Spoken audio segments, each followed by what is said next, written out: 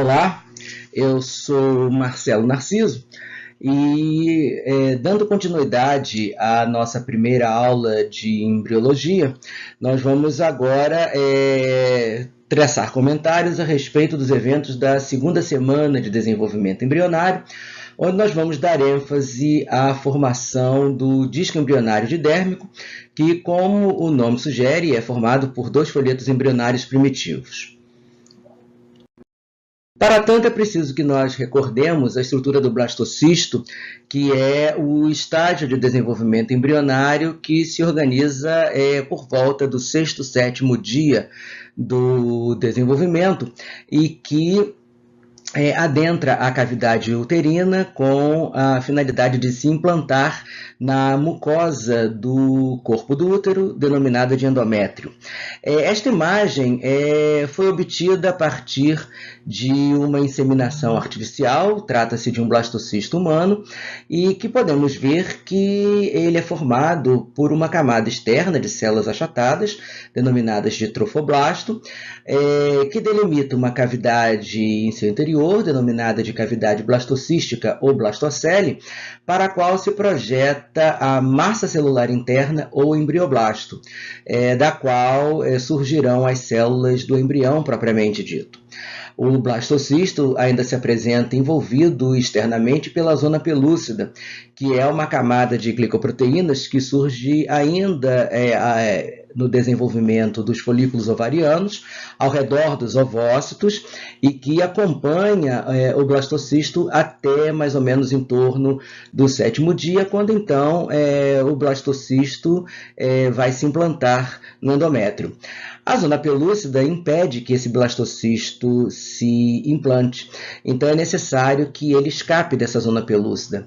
Deste modo, à medida em que o blastocisto adentra a cavidade uterina, ele sofre uma espécie de eclosão, para que então ele possa estabelecer uma série de relações ou interações moleculares e celulares que vão determinar a sua implantação, o que caracteriza o término da primeira semana de desenvolvimento embrionário e o início da segunda semana.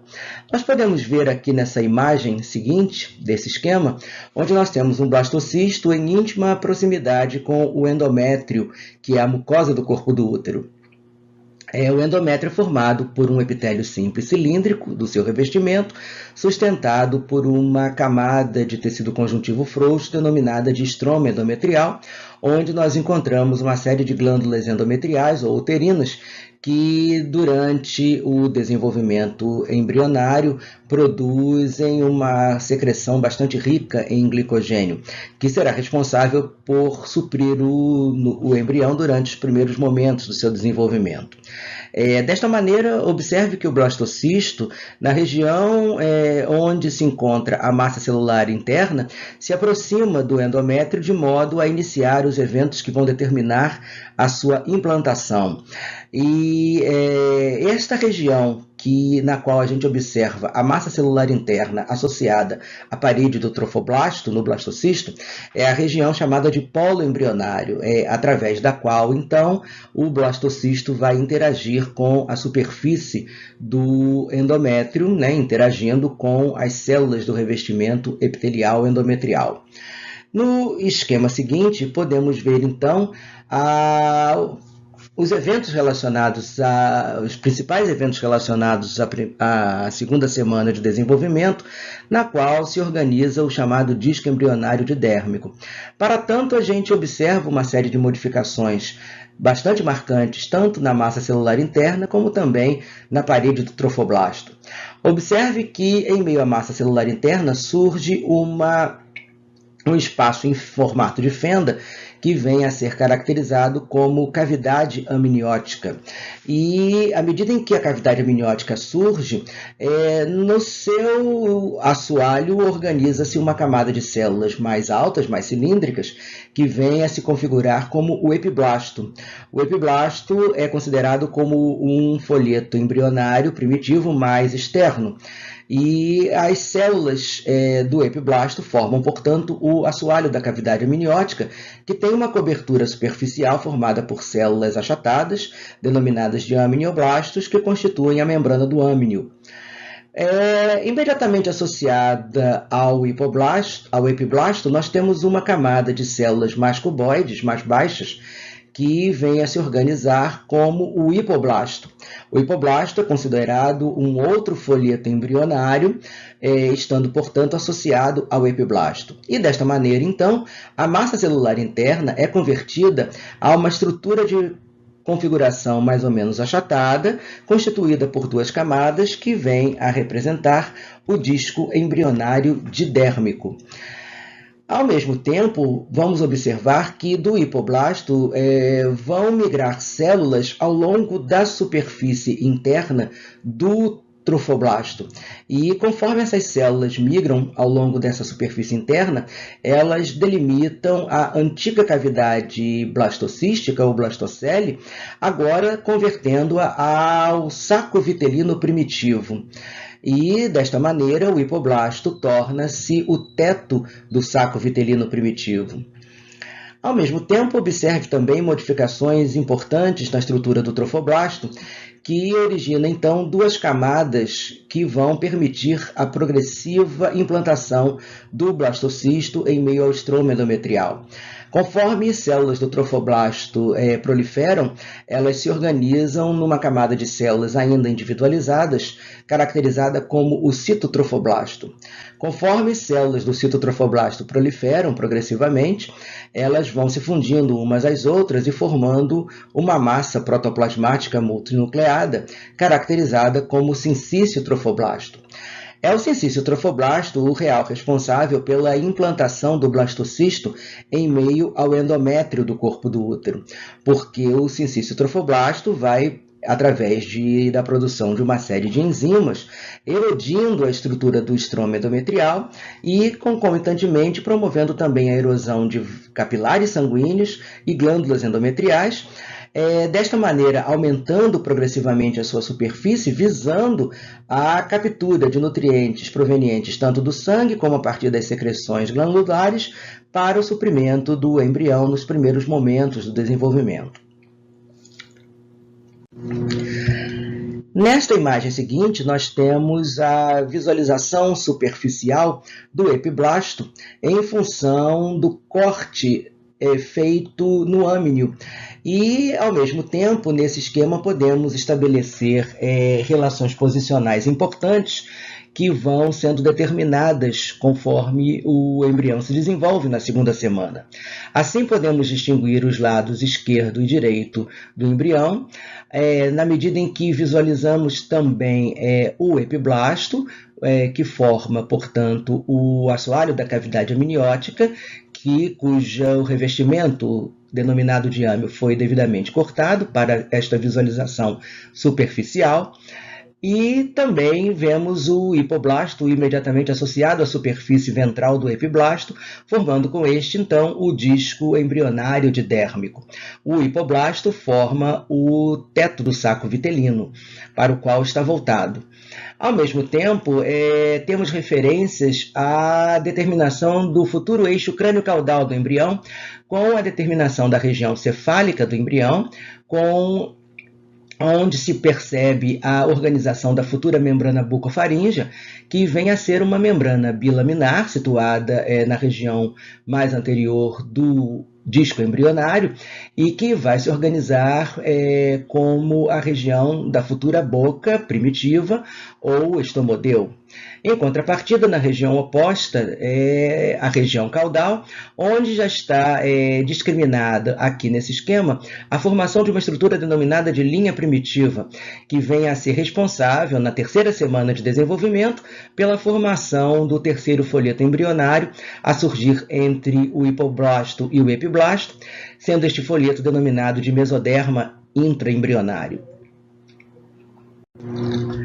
Neste esquema, temos modificações mais adiantadas por volta do 11º, 12º dias do desenvolvimento embrionário relacionado ao disco embrionário e às suas vesículas associadas, assim como também observam-se modificações importantes na estrutura do trofoblasto.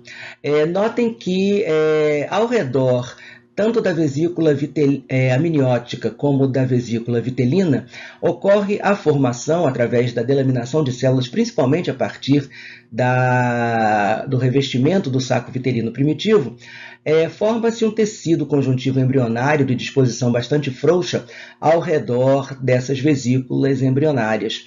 Este tecido conjuntivo primitivo é referido como mesoderma extraembrionário.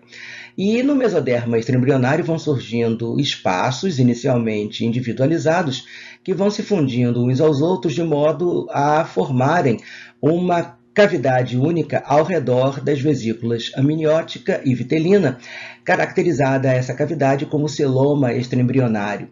O celoma extraembrionário será referido futuramente como cavidade coriônica, à medida em que esta cavidade do celoma extraembrionário se ampliar e também haver progressivas modificações na parede do trofoblasto. Nesta época, notam-se também a formação de lacunas em meio ao sincício trofoblasto, em função da ampliação ou da necessidade de ampliação da superfície do sincício trofoblasto em prover o embrião de nutrientes, à medida em que o blastocisto se aprofunda mais e mais, e nesta imagem nós temos um blastocisto, ou pelo menos um embrião já quase plenamente implantado e, consequentemente, necessitando cada vez mais de nutrientes providos a partir de capilares e glândulas erodidos pelo sincício trofoblasto, conforme ele se aprofunda em meio ao estroma endometrial. Nesse esquema seguinte, temos, por volta do 14º, 15º dia de desenvolvimento, um aspecto diferenciado com relação ao espaço do celoma extraembrionário que cerca o embrião e suas vesículas associadas. A ampliação da cavidade do celoma extraembrionário faz com que o mesoderma se divida em duas camadas associadas especificamente à parede do trofoblasto e à parede das vesículas embrionárias. Deste modo, temos o surgimento do folheto somático ou somatopleura e do folheto esplâncnico ou esplancnopleura do mesoderma extraembrionário. O folheto somático se refere à camada de mesoderma extraembrionário que acompanha a superfície interna da parede do trofoblasto e também a camada de mesoderma que recobre superficialmente a vesícula amniótica. Da mesma forma, o folheto esplâncnico ou esplancnopleura corresponde a uma delgada camada de mesoderma extraembrionário associado à parede externa do saco vitelino. E, consequentemente, essa subdivisão do mesoderma extraembrionário dá margem à formação a uma pequena haste de mesoderma remanescente que corresponde ao chamado pedículo do embrião. O pedículo do embrião mantém o embrião e suas vesículas suspensos em meio à cavidade do celoma extraembrionário. Esta cavidade do celoma extraembrionário é agora convertida à cavidade coriônica, cuja parede, então, é caracterizada como córion e que vem a ser a especialização progressiva da parede do trofoblasto, conforme então ela se organiza para aperfeiçoar os mecanismos de trocas metabólicas entre o organismo inicialmente embrionário e subsequentemente fetal e o organismo materno.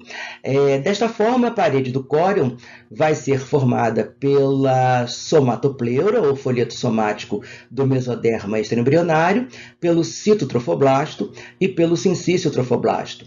Na parede do córion vai havendo uma progressiva extensão com ramificações bastante importantes que vão se configurar futuramente nas vilosidades coriônicas.